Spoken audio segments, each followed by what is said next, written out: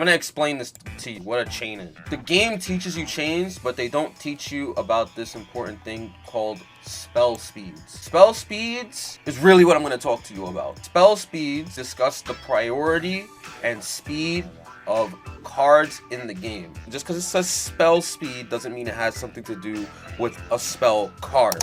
It prioritizes certain things that happen in the chain link. Anything that's super slow is spell speed 1. That's usually the cards that start the interaction. It could be any card, but it can be primarily cards like a monster card effect when it gets special summoned.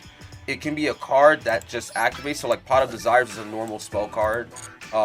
A normal spell card, a monster effect, a continuous spell, field spell, etc. Right? Like these cards are the type of cards that are spell speed 1. Spell speed 2, the most common type of spell speed cards that involve player interaction. These are usually cards that cause the chain link to start. These would be your chain link 2s. I wanted to use my Cobalt effect to add a Wing Beast monster from my deck to my hand, right? That's the effect of this card. My opponent would chain Ash Blossom and Joyous Springs to prevent me from being able to search my deck for a card and add it to my hand. Ash Blossom is specifically a spell speed 2 effect because it's a quick effect. Quick play spells, trap cards, and quick effects from effect monsters are spell speed 2. They start the chain link and are usually what the opponent can respond with. Again, it's pretty much the same as trap cards, right? These are the reasons why cards like Ash Blossom are known as hand traps, because they are a spell speed 2. They have quick effects that can activate on either player's turn. A spell speed 3 is usually something that has high priority that ends the chain link or can only be countered by another spell speed 3. The only thing in the game that is a spell speed 3 is a counter trap. A counter trap card would be something like the solemn card. So Solemn Judgment, Solemn Strike, Solemn whatever the hell, right? Solemn Judgment has that, arrow to it, which designates it as a counter trap card. Counter trap cards, you can only respond to these with other counter trap cards. So unless you are a counter trap, you're not doing shit about Solemn Judgment.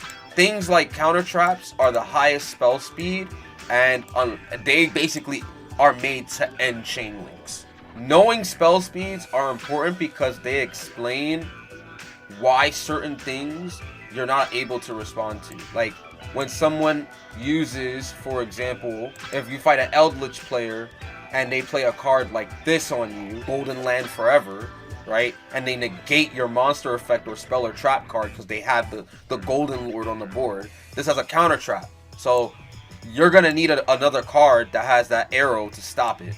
So yeah, like those are what spell speeds are about. And they kind of define the chain link and what players can respond with. If a card has a quick effect, usually that card is very good. If that card is a counter trap, usually it means it's going to stop something. It's going to negate something. It's going to stop the chain link or stop the activation completely. This is how a chain works. Spell speed 1 or 2 card is used, right? Then immediately the activation of a spell speed 2 happens. This causes chain link 2 to occur.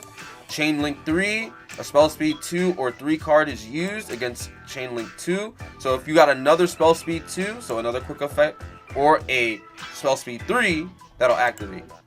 A chain link 4 can happen again with a spell speed 2 or 3.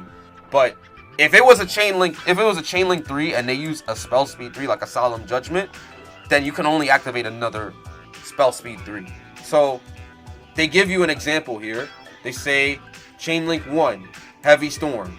Heavy Storm blows up all spell and trap cards on the field, right? So Harpy's Feather Duster, this destroys all spell and trap cards your opponent controls. They activate Threatening Roar, so that way you can't declare an attack this turn. And then I activate, in response to that, 7 Tools of the Bandit, which negates the Threatening Roar.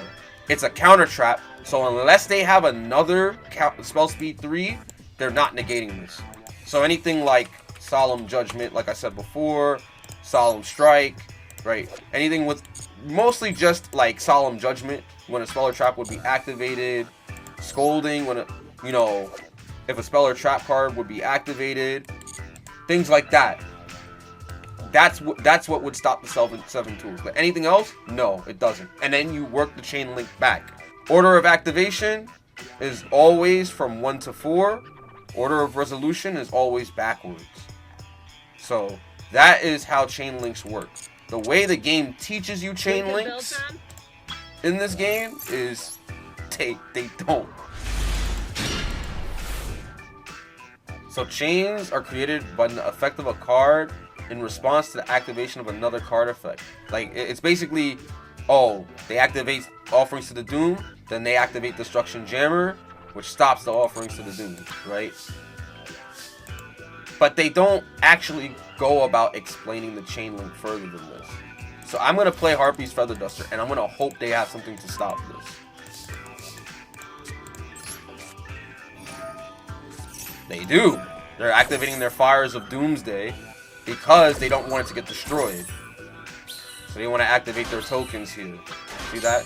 And then I blow up their entire board here. They had a Raigeki break too. That was a chain link. But if they had like a Solemn Judgment, then I wouldn't be able to respond to it. So that's what chain links are in the game. That was a spell speed 2 because it was a quick play spell card. Those are chain links and spell speeds in a nutshell. The game doesn't teach you this. It only teaches you what chains are, and it does a really terrible job of it. So hopefully that helps you when it comes to interacting with your opponents.